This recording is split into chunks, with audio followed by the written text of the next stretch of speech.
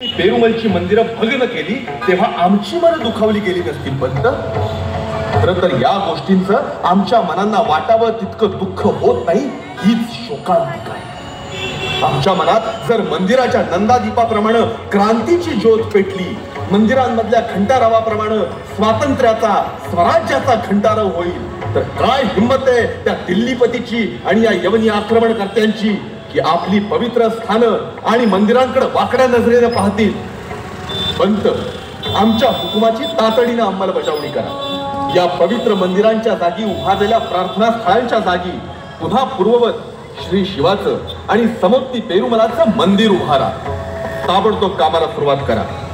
ही हिंदवी स्वराज्याच्या छत्रपतींची आज्ञा आहे. जशी आज्ञा महाराज. छत्रपतींचा हुकुम सुटला. महाराजांच्या हुकुमानं जणू नवचैतन्य खळाळू लागलं.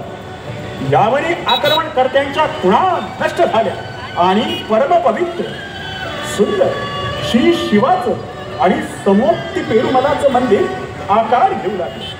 श्री शिवाच्या स्थापनेवेळी मंडपात लक्ष गोमाता उपस्थित होत्या.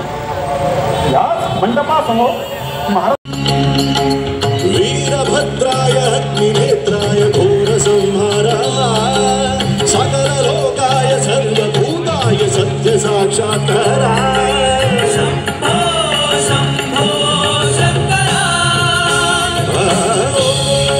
शिवो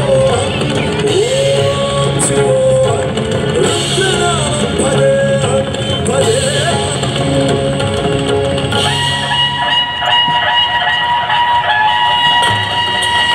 छत्रपती शिवाजी महाराज की जय.